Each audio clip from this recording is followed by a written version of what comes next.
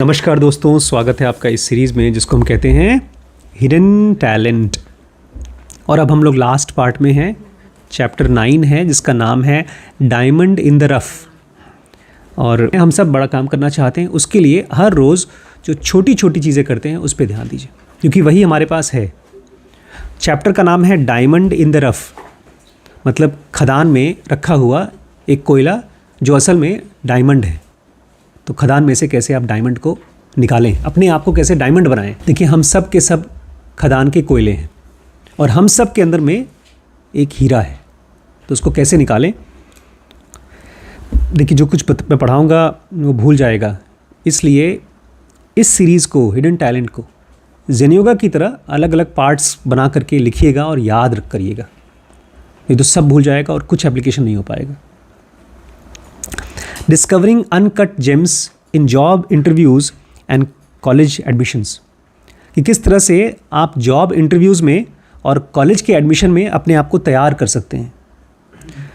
Success is to be measured not so much by the position that one has reached in life but as by the obstacles overcome while trying to succeed.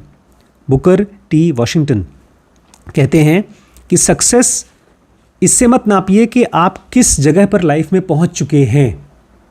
Success इससे मत नापिए कि आपने life में क्या किया, एक doctor बने, IAS officer बने कि प्राइम मिनिस्टर बने, बल्कि ये सोचिए कि कौन कौन सी मुश्किलों को आप ओवरकम कर पाए, कितनी मुश्किलों को आप पार कर पाए।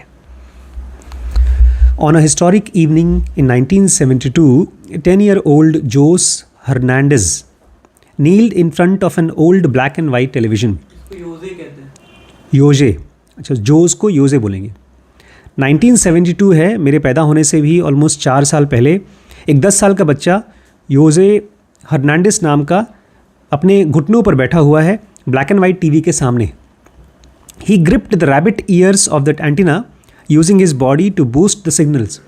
उस ज़माने में टीवी में एंटीना लगते थे और उस एंटीना को अगर सही तरीके से लगाओ तब टीवी में साफ साफ दिखता था, तो वो अपना एंटीना ठीक करके टीवी देखने की कोशिश कर रहा है। As the fuzzy image on the screen became clearer, Jose watched the last Apollo astronauts bound across the surface of the moon. और जो इमेज था टीवी में वो बड़ा गंदा गंदा सा रहा था, वो साफ हुआ तो जोजे ने देखा अपोलो का एस्ट्रोनॉट जो चांद पर गए थे, आखिरी बंदा, वो उस पर उतरते हुए देखा। उसने चांद पर एस्ट्रोनॉट को उतरते हुए देखा उसने टीवी में। Jose was mesmerised by the moon walk, और जब उसने देखा एक एस्ट्रोनॉट को चांद पे चलते हुए, उसको बोलते हैं moon walk.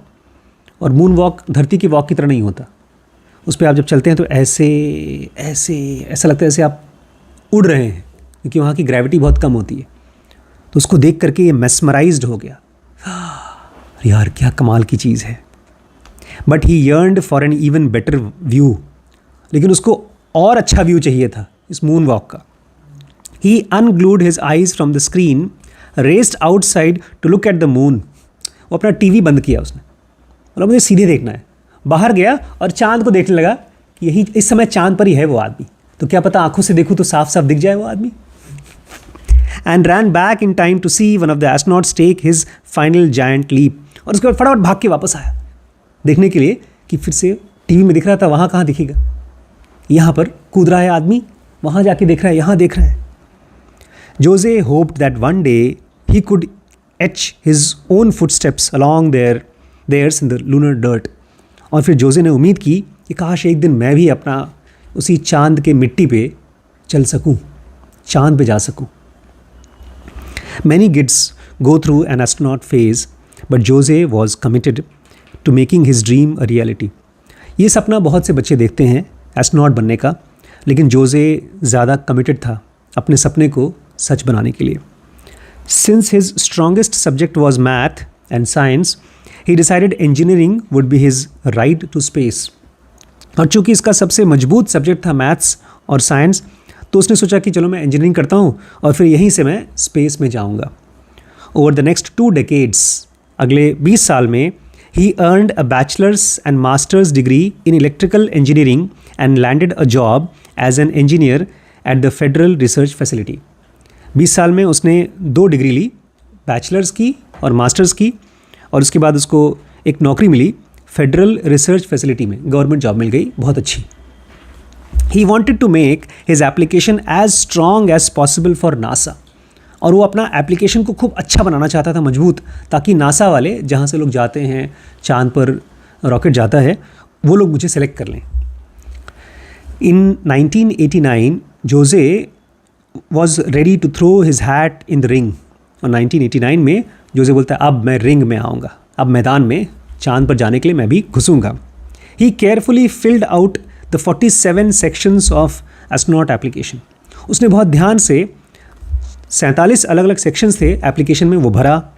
Enclosed his resume and transcripts and shipped his packet off to Houston. उसमें अपना एक रेज्यूम डाला, बायोडाटा डाला, और जो कुछ भी ट्रांसक्रिप्ट लिखा था उसने वो डाला, और फिर उसको पॉकेट को ह्यूस्टन में नासा के पास भेज दिया. Soon he was checking his mail box daily. और बहुत जल्दी हर रोज़ अपने मेल बॉक्स को देखा करता था. उसमें ईमेल नहीं आती थी, चिट्ठियाँ आती थी. 1989 की बात है, अभी तक ईमेल चालू नहीं हुआ था. और रोज़ रोज़ अपने मेल बॉक्स को देखता था, चिट्ठी आई कि नहीं, आई कि नहीं. Awaiting an envelope from NASA, कि नासा से एनवेलप आ जाए. After 10 long months it finally arrived. 10 महीने बाद चिट्ठी आई. He ripped it open and read the letter from the head of the astronaut selection office not selected. उसने उसको फाड़ कर खोला और देखा, उसमें लिखा था नॉट सिलेक्टेड, आपका सिलेक्शन नहीं हुआ. जोसे वॉजंट फेज्ड. जोसे इससे कोई हिला डुला नहीं, उसने कोई बात नहीं. His aspirations were high but his expectations were modest. बहुत समझदार आदमी था. वो बड़ी बड़ी चीज़ें चाहता था, लेकिन वो उम्मीद बहुत कम की करता था. बहुत बड़ा बड़ा चीज़ चाहता था. His aspirations were high but his expectations were modest. लेकिन उसकी जो उम्मीद थी वो ये थी कि भाई मैं बहुत उम्मीद मत करो, कोशिश करते रहो. नहीं समझे? He knew that the odds were long. उसको पता था ये बहुत मुश्किल चीज़ है जो मैं कोशिश कर रहा हूँ. He took the initiative to call NASA for feedback. फिर उसने फ़ोन नंबर उठाया, फ़ोन किया नासा को पूछने के लिए कि देखिए आपने मुझे सेलेक्ट रिजेक्ट कर दिया, ठीक है, मुझे फीडबैक तो दीजिए कि मेरे रिज्यूम में या मुझ में क्या कमी है, मैं क्या ठीक कर सकूँ. And followed up with a letter asking how he could improve. और फिर उसमें चिट्ठी भी भेजी कि मुझे बताइए कैसे मैं अपने आप को इम्प्रूव कर सकता हूँ. उसने चिट्ठी लिखी थी, I would like to increase my chances during the next selection process by correcting और improving my deficiencies that I may be unaware of but were discovered by my application package. उसने लिखा कि मैं चाहता हूँ कि मेरे चांसेस अगली बार सेलेक्ट होने के बढ़ जाएँ, और मुझे बताइए कि मेरे अंदर कौन सी डेफिशिएंसीज़ हैं जिसके बारे में मैं नहीं जानता हूँ, जो आप लोगों ने मेरे एप्लीकेशन से, मेरे पैकेज से देखा हो, तो प्लीज़ बताइए. I would therefore deeply appreciate any feedback you can provide regarding the status of my application. मैं बहुत बहुत शुक्रगुजार होऊंगा अगर आप मुझे फीडबैक दे सकें मेरे एप्लीकेशन के स्टेटस पे. The level of consideration it was given and any comments. आपने किस लेवल का उसको कंसिडरेशन किया, किस लेवल तक आपने एक्सेप्ट किया, और उसमें आप अपने कमेंट दीजिए. If possible, made by reviewers connecting my application. हो सके तो मुझे उन रिव्यूअर्स के साथ में कनेक्ट कर दीजिए जिन्होंने मेरे एप्लीकेशन को चेक किया और मुझे रिजेक्ट किया. हाँ sorry, concerning my application. Special thank you for taking time off your schedule to fulfil one of what must be thousands of requests. और मैं ख़ास तौर से आपको धन्यवाद बोलना चाहता हूँ, क्योंकि मेरे जैसे तो हज़ारों लोग आपको रिक्वेस्ट भेजते हैं, और आपने मेरे रिक्वेस्ट को मना करने के लिए भी चिट्ठी भेजी, उसके लिए भी धन्यवाद. NASA got back to him with disappointing news. NASA ने फिर चिट्ठी भेजी, लेकिन उसमें भी बहुत बुरी खबर थी. Since he hadn't made it past the initial screening they didn't have notes to advice for him to absorb. उसमें लिखा था कि आपकी जो चिट्ठी थी, एप्लीकेशन थी, एकदम फर्स्ट फेज़ में ही रिजेक्ट हो गई थी, हमने स्क्रीनिंग में ही निकाल दिया था, इसलिए हमारे पास बहुत डिटेल नहीं है कि हम आपको क्या बता सकें कि आप इम्प्रूव करें. Undeterred he applied again and was rejected again. इससे वो बिल्कुल हिला नहीं, उसने फिर से अप्लाई किया और उसको फिर से रिजेक्ट कर दिया गया. जोसे डिडंट गिव अप होप. जोसे ने अभी भी उम्मीद छोड़ी नहीं थी. He kept putting himself back in the ring. वो बार बार अपने आप को मैदान में डालता रहता था. Revising his resume, highlighting his strengths, updating his references as he reapplied. बार बार वो अपने रिज्यूम को और बेहतर बनाता था, अपनी मजबूतियों को और मजबूत करता दिखाता था साफ साफ, अपनी रेफरेंसेस को, जो लोग उसको रेफ़र कर रहे हैं कि बहुत अच्छा कैंडिडेट है, उनको और अच्छा करते रहता था. Only to be met with rejection after rejection. और हर बार उसको रिजेक्शन मिलती थी और रिजेक्शन मिलती थी. He couldn't even get his foot in the door for an interview, उसको बेचारे को इंटरव्यू के लिए भी नहीं बुलाया जाता था। फिर आया 1996, बात है 1989 की, वहाँ से लेकर 96 तक 7 साल। The last rejection broke his spirit, जो आखिरी बार उसको रिजेक्शन हुआ उसकी हिम्मत टूट गई। Jose had the sinking feeling that he would never be enough for NASA. उसको ये फीलिंग आई, मैं कभी भी नासा के लायक बन नहीं पाऊंगा। He crumpled the letter into ball and threw it at garbage can. उसने उस चिट्ठी को एक गोल बॉल बनाया और सामने एक कचरे का डब्बा था, उसमें फेंका। He was so disappointed that when it missed he just left it on the floor. और वो इतना दुखी हो गया था कि जब उसने बॉल फेंका कचरे के डब्बे में, तो डब्बे में नहीं गया, तो उसने उठा करके डब्बे में फेंका भी नहीं, उसका छोड़ दिया वहीं।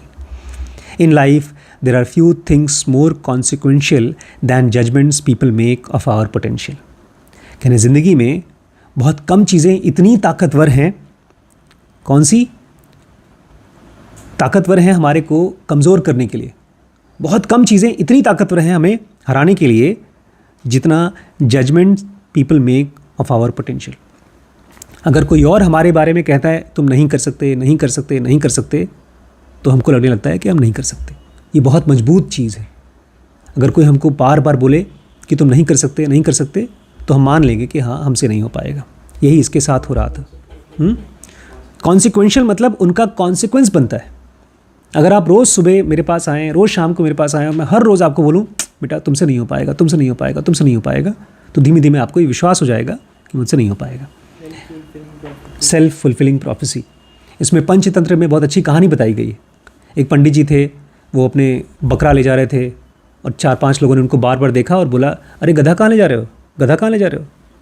तो बार बार बेचारे को लगता था अरे मैं तो बकरा ले जा रहा हूँ।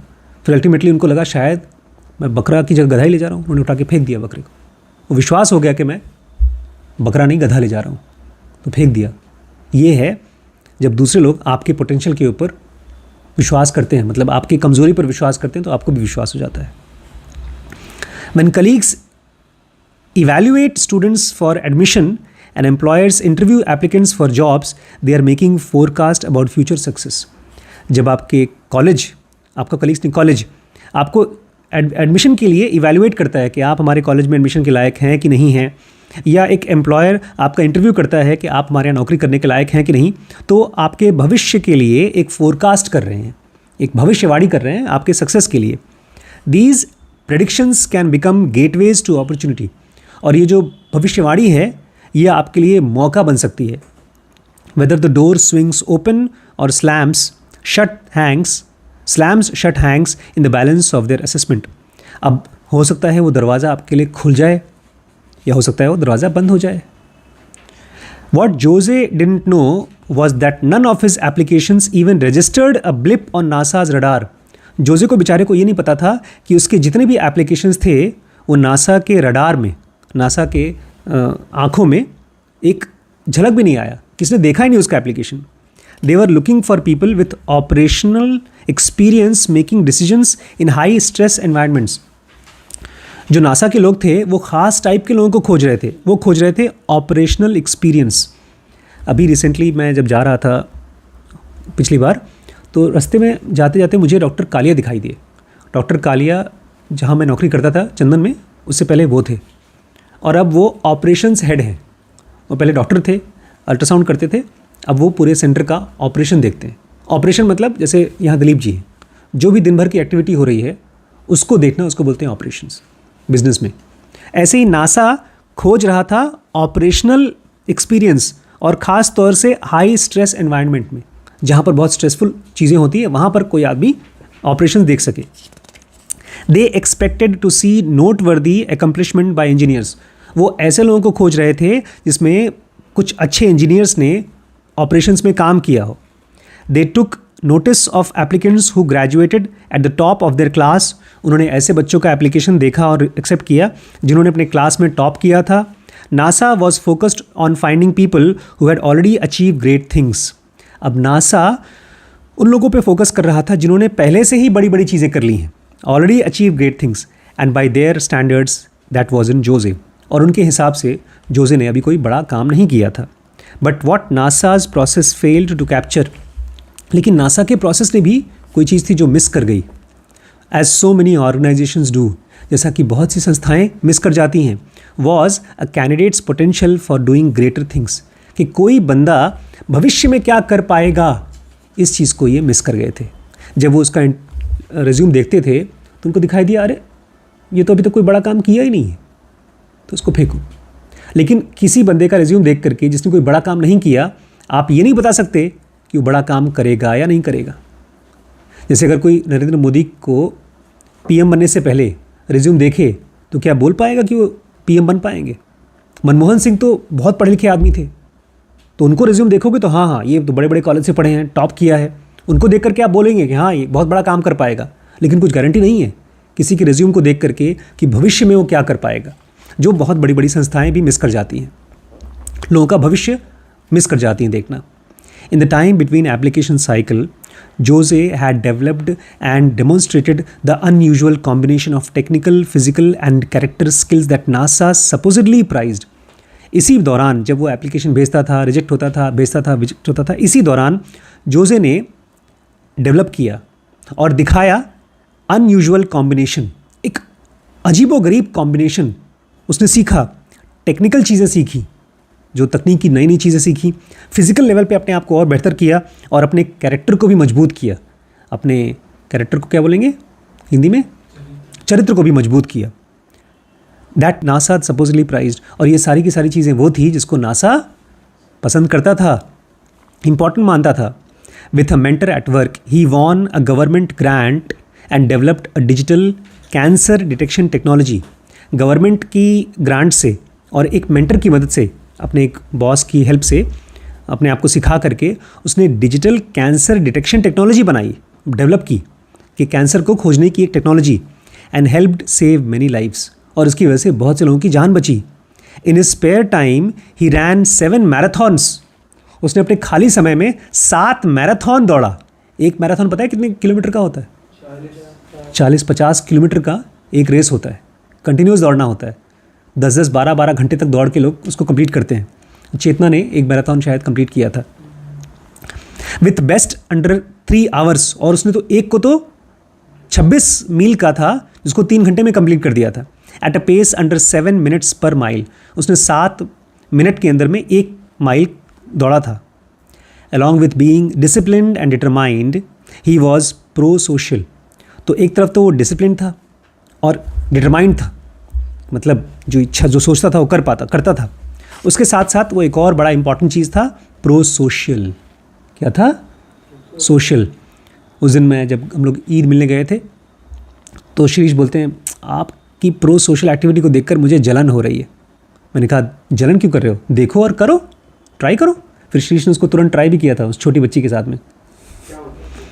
प्रो सोशल मतलब आप आउटवर्डली होकर के लोगों से बात करो, कनेक्ट करो, काइंड ऑफ एक्सट्रोवर्ट। अच्छा, he volunteered to tutor high school students in maths, उसने अपनी तरफ से मैथ्स के स्टूडेंट्स को 10वीं के क्लास को पढ़ाने के लिए वॉलंटियर किया। Started a chapter of professional society for Mexican American scientists and engineers, उसने एक अलग से संस्था बनाई जहाँ पर मैक्सिकन अमेरिकन साइंटिस्ट्स और इंजीनियर्स को हेल्प करता था। And served his community as a series of local and national leadership roles, और उस कम्युनिटी में जहाँ पर ये था वहाँ पर लोकल और नेशनल लेवल पे लीडरशिप रोल उसने प्ले किया, लोगों को बहुत बहुत हेल्प किया। Each time he reapplied to be an astronaut, और हर बार जब भी कुछ अच्छा बड़ा काम करता था वो एस्ट्रोनॉट बनने के लिए बार बार अप्लाई करता था। He highlighted a new accomplishment but they didn't make a dent, वो हर बार दिखाता था देखिए मैंने इस बार इतना बड़ा काम किया, लेकिन हर बार वो नासा में डेंट भी नहीं डाल पाता था, मतलब कोई खरोंच नहीं हो पाती थी। नासा को ठकठका रहा है, नासा दरवाज़ा नहीं खोल रहा है। इस बार हम लोग जब गए थे वहाँ, कहाँ गए थे? अल्मोड़ा। तो डॉक्टर रिम्पी ने वो देखा था अल्मोड़ा में स्वामी विवेकानंद का एक कमरा था जो वहाँ रुके थे एक बार, तो उस कमरे को हम लोग देखना चाहते थे। गली में था वो कमरा, देखा तो बड़ा मोटा सा दरवाज़ा था, उसमें जब खटखटाएँ तो आवाज़ भी ना आए, हाथ दर्द करे, तो हम लोग श्रीश ने, मैंने, गरिमा ने, रिम्पी ने, सब ने खटखटा लिया, दरवाज़ा नहीं खुल रहा है। मैंने तो कहा चलो वापस चलते हैं, लेकिन बड़ी मम्मी टिकी रही, नहीं मुझे देखना है, यहाँ दरवाज़ा वहाँ दरवाज़ा। तब तक एक आदमी आया वहाँ पर, उसने बताया आप सामने चले जाइए, वो दुकान है, दुकान वाले लोग इसको खोलेंगे। जब वहाँ पहुँचे तो उसने कहा आप 3 बजे आइए, अब मेरी दुकान चल रही है, 3 बजे हम आपको दिखाएंगे। फिर वो 1 घंटे रुके, उसके पास गए, दरवाज़ा खुल गया, बड़ा खूबसूरत सा कमरा था, उनके ज़माने की खड़ाऊँ, बहुत पुरानी चिट्ठी स्वामी विवेकानंद की पड़ी थी वहाँ पे। तो हमने डेंट डाल पाए, ये नहीं डाल पाया बेचारा। ये आदमी बेचारा, क्या नाम है, Jose. NASA missed the markers of Jose's potential because their selection process wasn't designed to detect them. NASA बार बार जोजे का पोटेंशियल मिस कर पा रहा था, मतलब उसके अंदर में जो छुपा हुआ टैलेंट है उसको मिस कर रहा था, क्योंकि उनका सिलेक्शन प्रोसेस उस चीज़ को खोजने के लिए बना ही नहीं था। They had information about work experience and past performance, not life experience and background. जब भी वो रिज्यूम देखते थे उस आदमी का, तो उसका वर्क एक्सपीरियंस देखते थे और उसके पास्ट परफॉर्मेंस देखते थे कि पहले क्या किया है, लेकिन उसके लाइफ के एक्सपीरियंस को नहीं देखा था और ना ही तो उसके बैकग्राउंड को देखते थे। They didn't know that Jose was raised in a family of migrant farm workers. उनको ये नहीं पता था कि जोजे किसी अमीर घर से नहीं था, वो एक माइग्रेंट फैमिली से था जो दूसरे देश से आया था और उसके माँ बाप फार्म वर्कर थे, खेत में काम करते थे। They didn't know that when he started kindergarten in California, he didn't speak English, and it wasn't until he turned 12 that he finally felt fluent. उनको ये भी नहीं पता था कि जब वो किंडरगार्टन में गया था, छोटी क्लास में, कैलिफोर्निया में, तो उसको अंग्रेज़ी बोलना नहीं आता था। ये तो 12 साल का जब हुआ तब जाके वो अंग्रेज़ी में फ्लुएंट हो पाया था। They didn't know that he had traveled a great distance just to make it to college and become an engineer. उनको ये नहीं पता था कि वो कितना मेहनत किया है कॉलेज में पहुंच पाने के लिए और इंजीनियर बन पाने के लिए। The lack of accomplishments in his early applications seemed to reveal the absence of ability, but it actually indicated the presence of adversity. उसके रिज्यूम में जो कमी थी, बड़ी बड़ी चीज़ों को जो नहीं कर पाया था शुरू में, वो चीज़ें नहीं बता पा रही थी जो वो कर पाएगा। जो मुश्किलें उसने झेली थी उसके रिज्यूम से नहीं मालूम पड़ रहा था। एक आदमी का रिज्यूम देखो, कॉलेज में गया 80% पाया, किसी कॉलेज में गया 70% पाया, ठीक है। उसमें ये थोड़ी पता चलता है कि आप कितनी मुश्किल से अपना फीस भर पाए, कितनी मुश्किल से आप वो पढ़ाई कर पा रहे थे जो बाकी वाला बच्चा, बगल वाला बच्चा बहुत आराम से कर लिया, आपके लिए कितनी मुश्किल थी, वो सब चीज़ें रिज्यूम में नहीं आती थी। इट्स अ मिस्टेक टू जज people solely by their heights they have reached. और ये मिस्टेक हम सब करते हैं। जब हमको पता चलता है कोई आदमी टॉपर है, बोल रहे हैं, अगर किसी आदमी की हाइट्स से वो कितना बड़े बड़े काम किया है उसको आप जज करते हैं उसके भविष्य के बारे में, तो एक मिस्टेक है। By favouring applicants who have already excelled selection system underestimate and overlook candidates who are capable of greater things. अगर आप ऐसे एप्लीकेशंस को फेवर कर रहे हैं जो पहले से ही बहुत अच्छा है, तो आपका सिलेक्शन प्रोसेस अंडर एस्टिमेट कर रहा है, मतलब उनको मिस कर रहा है जो बड़ी बड़ी चीज़ें बहुत से बच्चे हैं जो कर पाएंगे। When we confuse past experience with future potential, we miss out on people whose achievements have involved overcoming major obstacles. एक बहुत बड़ी चीज़ है जो अभी भी इंटरव्यू प्रोसेस में मिस हो जाती है, जब आप पास्ट परफॉर्मेंस को फ्यूचर पोटेंशियल की तरह कंफ्यूज करते हैं। अभी यहाँ पर जितने भी बच्चे बैठे हैं, या तो मैं भी उसमें इंक्लूडेड हूँ, अगर आप मेरे पास्ट को देखते कॉलेज के टाइम पर, तो आप बिल्कुल नहीं बता सकते थे कि मैं फ्यूचर में क्या कर पाऊँगा। और हम सब के सब दूसरों के लिए नहीं, खुद के लिए भी सोचते हैं, यार मैं पास्ट में पढ़ने में अच्छा नहीं था ना, इसलिए मैं बड़ा कुछ कर नहीं पाऊँगा। जब भी आप पास्ट परफॉर्मेंस को फ्यूचर पोटेंशियल के लिए कंफ्यूज करेंगे तो आप बड़ी चीज़ें मिस कर जाएंगे। आप बड़े बड़े ऑब्स्टिकल, कितनी बड़ी बड़े ऑब्स्टिकल, गड्ढे आप क्रॉस कर चुके हैं, आप उसको मिस कर जाएंगे। We need to consider how steep their slope was. आपको देखना होगा कि जो लोग जो कुछ भी कर पाए हैं उनको, उनका रास्ता कितना स्टीप था, कितनी चढ़ान थी।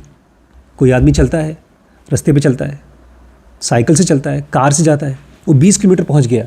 एक आदमी पैदल जा रहा है, वो पहाड़ी चढ़ रहा है, वो केवल 1 किलोमीटर की पहाड़ी चढ़ पाया है 2 घंटे में। और एक आदमी है 20 किलोमीटर चला गया कार में बैठा हुआ। तो आप मुश्किल को कहाँ देख पा रहे हैं? आप बोलेंगे वो तो 1 किलोमीटर गया था और ये तो 20 किलोमीटर गया, लेकिन मुश्किल कहाँ दिखाई दी? How far they have climbed and how they have grown along the way. और उस दौरान जब इस मुश्किल यात्रा को किया तो वो कितना ग्रो हो गया, कोई क्या जाने। The test of a diamond in rough is not whether it shines from the start but how it responds to heat और प्रेशर। कितना कमाल का चीज़ लिखा है। एक डायमंड का, जो अभी कोयला था जो डायमंड बन रहा है, पता है ना डायमंड कैसे बनता है? जब उसके ऊपर बहुत प्रेशर पड़ता है। बहुत से ऐसे कोयले होते हैं उनको प्रेशर पड़ता है वो ख़त्म हो जाते हैं, लेकिन कुछ ऐसे होते हैं जो प्रेशर पड़ने पर रिस्पॉन्ड करते हैं हीट को, गर्मी को, डायमंड बन के। तो कोई डायमंड का टेस्ट इस चीज़ से नहीं होता कि शुरू से वो कितना चमक रहा है। वो डे 1 से कोई कोयला डायमंड नहीं होता, वो प्रेशर को झेलता है तब डायमंड बनता है। ये मुझे पता है कैसे पहली बार पता चला था। सुपरमैन की बहुत पुरानी फिल्म थी, शायद सुपरमैन 1 पूरी फिल्म ख़त्म हो गई। सुपरमैन है भाई वो, तो अपनी गर्लफ्रेंड को एक डायमंड रिंग देना चाहता है, तो उसने बगल में से कोयला उठाया और ऐसे हाथ में दबाया खूब ज़ोर से, सुपरमैन, और उस कोयले में से हीरा बन गया, अपनी गर्लफ्रेंड को डायमंड का रिंग दे दिया। तब मुझे पहली बार पता चला कि कोयले में से हीरा बनता है जब कई 100 साल तक उसके ऊपर प्रेशर पड़ता है तब। तो कह रहे हैं कोई हीरा पहले दिन से चमकता नहीं है। हीरा तो वो होता है जो कोयला हीट को और प्रेशर को कायदे से रिस्पॉन्ड करता है। तो अभी हमने जोसे की लाइफ को शुरू किया है और डायमंड कैसे बनता है उसको समझना शुरू किया है। कल पढ़ेंगे the sorting hat is out of sorts, फिर आगे आएगा अनकट जेम्स। लेकिन एक जानबूझ के इन्होंने एक ऐसे बंदे को लिया है जिससे हम सबको हेल्प होगी। हम सब का रिज्यूम पास्ट बहुत शाइनिंग नहीं है, हम सब किसी बड़े कॉलेज से नहीं पढ़े हैं, कोई टॉपर नहीं है, कोई अखबार में नाम नहीं आया है। हालांकि जोसे से हम लोग बहुत कम हैं, लेकिन फिर भी जो कुछ भी हमने किया है लाइफ में आज तक, अगर आप उसको ध्यान से देखेंगे तो आपको और हिम्मत आएगी एक डायमंड बनने के लिए। जब भी प्रेशर आए तो आप क्या कैसे रिस्पॉन्ड करें, ये आपको सिखाया जाएगा डायमंड्स इन द रफ में, ताकि आप अपनी हिडन टैलेंट को खोज सकें। ठीक है, कल और पढ़ते हैं।